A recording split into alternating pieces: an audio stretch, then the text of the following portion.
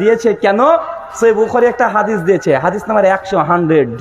ওই হাদিসের মূল ভাবার্থ হচ্ছে এটা যে আল্লাহ নবী বলেছেন কিয়ামতের একটা আলামত, যে পৃথিবী থেকে আল্লাহ সুবহানাহু ওয়া তাআলা ইলম তুলে নেবেন। তো ইলম কিভাবে তুলবেন?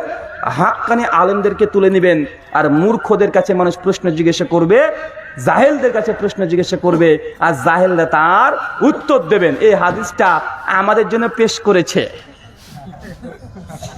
কথা বুঝতে পারলেন? মানে বসার দম নাই, এখন রুগী পালানোর চেষ্টা, এখন কিছু একটা বাহানা করে পালাতে হবে। তা আমি যেটা বুঝলাম, তার মানে বোঝা গেল ওরা বসবে না, এটা ঘোষণা করে দিয়েছে। আর যে হাদিসটা আমাদের বিরুদ্ধে পেশ করেছে, এটা আমাদের হাদিস, আমাদের বিরুদ্ধে নয়, এটা স্বঘোষিত যারা মুকাল্লিদ আছে তাদের বিরুদ্ধে হাদিস। কারণ কিয়ামতের আলামত জাহেলদের কাছে মানুষ যাবে, প্রশ্ন করবে আর উত্তর দেবে। যারা মুকাল্লিদ মাযহাবী তাদেরকে পরিষ্কার জিজ্ঞাসা করেন আপনি কেন তাকলিদ করেন, ওরা বলে যে ভাই কোরআন হাদিস মহাসমুদ্র, এই মহাসমুদ্র থেকে আমি কোনো মণিমুক্তা তুলতে পারবো না, আমরা কোরআন হাদিস বুঝি না, এই জন্য তো আমরা এদেরকে মাযহাব মানতে হয়। তো বেটা মূর্খ তুমি না আমি, তুমি কোরআন হাদিস বুঝো না বলে তো মাযহাব মানছো। আজ থেকে 1400 বছর আগে হাফেজ ইবনে আব্দুল বার রাহিমাহুল্লাহ আল মুতাফফাত 463 হিজরি, তার বিখ্যাত গ্রন্থ আছে, তার বিখ্যাত গ্রন্থ জামে বাইনাল ইলম ওয়াল ফাজলিহি, 2য় খণ্ড 963 পৃষ্ঠায় তিনি আলোচনা করে একটা অধ্যায় রচনা করেছেন। তার মধ্যে আলোচনা করছেন যে মুকাল্লিদরা হচ্ছে চতুষ্পদ জন্তুর ন্যায়, আন্নাহুম কান আনাম, মুকাল্লিদদের সিফাত, তাদের বৈশিষ্ট্য তার চতুষ্পদ জন্তুর ন্যায়, এরা হচ্ছে মূর্খ। পরিষ্কারভাবে জাহেল শব্দ নিয়ে হাফেজ ইবনে আব্দুল বার লিখে গেছে। তার মানে মূর্খ যদি হয় কারা? আহলে হাদিসরা, না যারা মাযহাবী তারা। কথা বলেন? তার মানে তুমি পোস্ট করছো, তুমি নিজেই জানো তুই স্বঘোষিত একজন মূর্খ। কারণ তুমি বলে দিয়েছ আমরা মাযহাবী, আমরা কোরআন হাদিস বুঝি না, এই জন্য মাযহাব মানি, এই জন্য তাকলিদ করি। তো তোমরা বুঝবে না এটা ঠিক, তো এই হাদিস আমাদের বিরুদ্ধে নয়, এই হাদিস তোমাদের বিরুদ্ধে। আমাকে আপনাদের ভাই যার বাড়িতে ছিলাম একটা ভিডিও দিয়েছে, ভিডিওটা চালাবো? রাগ করবেন? কারা কারা রাগ করবেন? রাত্রি অনেক হয়ে গেছে, কিছু প্রশ্নোত্তরও আছে। তো একটা ভিডিও আছে মুফতি আরিফ বিন হাবিবের ভিডিও, খুব ভাইরাল হয়েছে, আমাকে দিয়েছে আহলে হাদিসদের বিরুদ্ধে। আহলে হাদিসরা বুকের পুরে হাত বাঁধে এই মর্মে একটা ভিডিও করে আজকে আপলোড করেছে। তা আমাকে অনেকেই দিচ্ছে হোয়াটসঅ্যাপে। আজকে আপনাদের আয়োজক কর্তৃপক্ষ থেকে একজন দিয়েছে যে ভাইজান এ বিষয়ে একটা কথা বলিয়েন। তো যাই হোক, ভিডিওটা চালাই, শুনতে পাচ্ছেন কিনা একটু বলবেন। হাত রাখেন না নাভির নিচে। একদিন আপনি এমনি ঘরে কাউকে দেখান লাগবে না, বাহিরে গেলে হয়তো কেউ দেখবেই, তো আপনি ঘরে নিজে নিজে নাভির নিচে হাত রেখে দেখেন, 2 রাকাত নামাজ পড়েন নাভির নিচে হাত রাখার পর আপনি দেখেন আপনার ভিতরে বিনয়ী ভাব বেশি কাজ করে কিনা। আপনি দেখেন বড় বড় উলামায়ে কেরাম তাবিঈরা তারা বলছেন নাভির নিচে হাত রাখলে বিনয়ী ভাবটা বেশি আসে। ইমাম বুখারী উস্তাদ এই কথা বললেন। তা আপনি আজকে দেখেন এইভাবে দাঁড়াইলে নাভির নিচে হাত রাখা যে আল্লাহর কাছে নিজের ছোট মনে করা কি বেশি হয় না হয় না? এটা আপনি দেখেন। উনি আলোচনা করে বলছেন আহলে হাদিস ভাইদেরকে ইসলাহ করছে, বলছেন নাভির নিচে হাত বাঁধলে বিনয়টা বেশি হয়। তো আপনি সবার সামনে বাঁধার দরকার নেই, বাড়িতে গিয়ে একা একা নাভির নিচে হাত বেঁধে দেখবেন বিনয় ভাবটা বেশি আসে। মানে তার কথার মধ্যে মধু খাওয়াচ্ছে বিষ মিশিয়ে। কথা কি বুঝতে পারছেন? মানে আরিফ বিন হাবিব তিনি আলোচনা করে আমার ভালো লাগে, কিন্তু তার আলোচনার অধিকাংশ যে আহলে হাদিসকে মধুর সঙ্গে বিষ মিশিয়ে খাওয়াচ্ছে। আমি একটা আশ্চর্য হয়ে যাই, এই আলোচনার মধ্যে 1 মিনিটে 4টে মিথ্যাচার করেছে। চ্যালেঞ্জ করে বলছি, ও তো ফেসবুকে পোস্ট করেছে। ও বলছে যে তাবিরা নাকি এ কথা বলেছে নাভির নিচে হাত বাঁধলে বিনয় বেশি হয়। কোন তাবি বলেছে? এটা চিটিংবাজি, কোন তাবি কথা বলেনি। বলছি ইমাম বুখারীর উস্তাদ বলেছে নাভির নিচে হাত বাঁধলে নাকি বিনয়ী ভাবটা বেশি আসে। এটা দ্বিতীয় চিটিংবাজি। ইমাম বুখারী রাহিমাহুল্লাহ উস্তাদ এই কথা বলেনি, এটা মানুষকে ধোঁকা দিয়ে বোকা বানাচ্ছে। যদি ইমাম বুখারী উস্তাদ বলে থাকে কোন তাবি এই কথা বলেছে, যেহেতু তথ্য দিয়েছে ইমাম বুখারী উস্তাদের নামে আর তাবিদের নামে, তাকে তথ্য দিতে হবে কি হবে না? কথা বলেন। ও তো সবসময় রেফারেন্স ভিত্তিক কথা বলে, বুখারী এত নম্বর হাদিস, আবু দাউদের এত নম্বর হাদিস। বেটা আজকে তথ্য দেওয়ার সময় তুমি রেফারেন্স কেন দাও নাই? কারণ নাই, এটা তুমি চিটিংবাজি করেছো, এটা তুমিও জানো।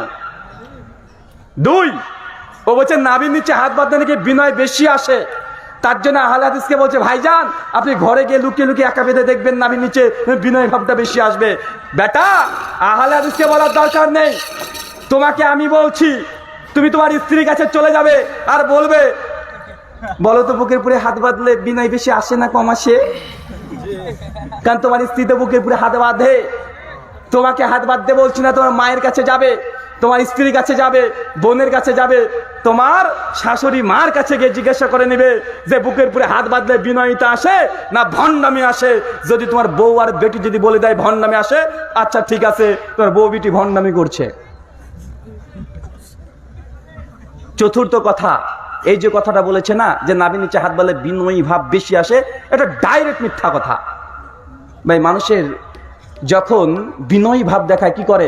হুজুর আসসালামু আলাইকুম এই করে না মুসাফা করে বুকের উপরে হাত দেয়? কথা বলেন, তার বুকের উপরে হাত দেয় না? মুসাফা করে কোথায় হাত দেয়? বুকের উপরে হাত দেয়, মানে বিনয়ী ভাব দেখাচ্ছে। তো বেটা চিটিংবাজি না করে আজ থেকে তোমার যখন বড় হুজুরের সঙ্গে দেখা হবে মুসাফা করে নাভির নিচে হাত বেঁধে ফেলবে। বিনয়ী দেখাচ্ছ তো? পৃথিবীর কোন ইতিহাসে আছে যে নাভির নিচে হাত বাঁধা এটা বিনয়ী? বরং আল মুজামুল ওয়াসিতি বিখ্যাত একদম লুগাতুল আরাবিয়া, আরবি ভাষার লুগাত, দ্বিতীয় খণ্ডের 971 পৃষ্ঠা, কাফ ফা র, এই শব্দের ব্যাখ্যা করতে গিয়ে স্পষ্টভাবে লিখে দিয়েছে যে বিনয়ী হচ্ছে ওটা যেটা আলা সাদরিহি, বুকের উপরে হাত বাঁধা। তথ্য নোট করে নাও, তথ্য নোট করে নাও। আরবি ডিকশনারিতে কাফ ফা র এটার ব্যাখ্যা করতে গিয়ে বলেছে বুকের উপরে হাত বাঁধা এটা হচ্ছে সম্মানী ব্যক্তির সামনে, এটা হচ্ছে আদব, এটা হচ্ছে সম্মানী ব্যক্তিদের কাছে আদব দেখানোর একটা কাজ। যেমন ইমাম আহমদ ইবনে হাম্বল রাহিমাহুল্লাহ, ইমাম ইবনে কাইয়িম আয-যাওজিয়্যী রাহিমাহুল্লাহ বিভিন্ন জায়গাতে কথা বলেছে যে তোমরা কখনো তাকফির করবে না।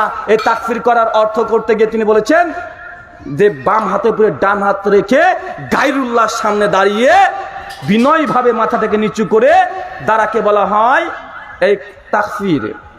মানে তিনি একটা বিষয় আলোচনা করতে গিয়ে বলেছেন।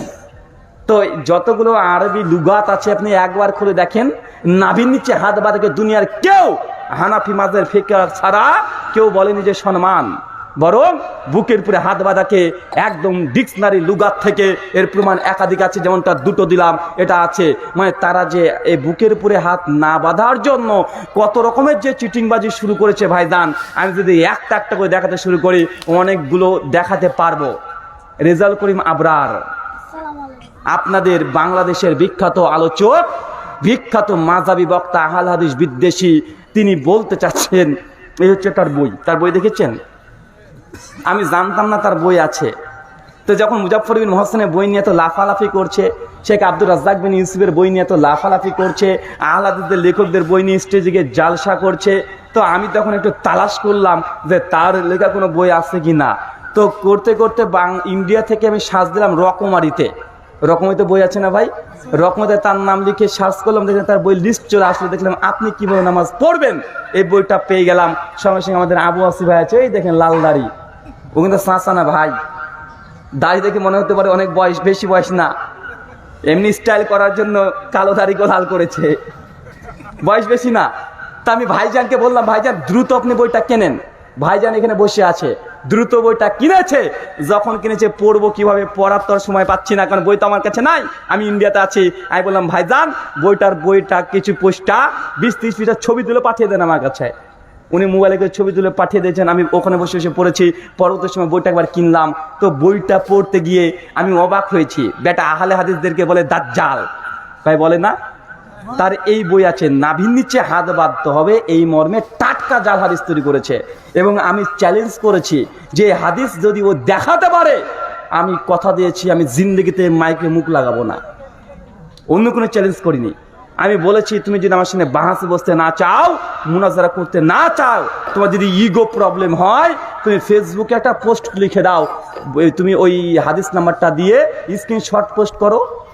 করেনি এখন পর্যন্ত, 10 দিন হয়ে গেল। দেখাবো বিষয়টা, দেখাবো? আচ্ছা দেখাই। 95 নম্বর পৃষ্ঠা তার বই, আপনি কিভাবে নামাজ পড়বেন। 95 নম্বর পৃষ্ঠায় নাভির নিচে একটা হাত বান্ধা হাদিসকে জাল তৈরি করেছে। আমার দাবি হাদিস জাল, এটা জাল ও নিজেই তৈরি করেছে, অন্য কেউ না। জাল হাদিস দুই ধরনের হয়। কয় ধরনের কথা বলেন? দুই ধরনের। যেমন আমরা আলোচনা শুনেছি, একটা হরিণ বাঁধা ছিল গাছেরই তলায়, ভাই শুনি নাই? এই হাদিস জাল।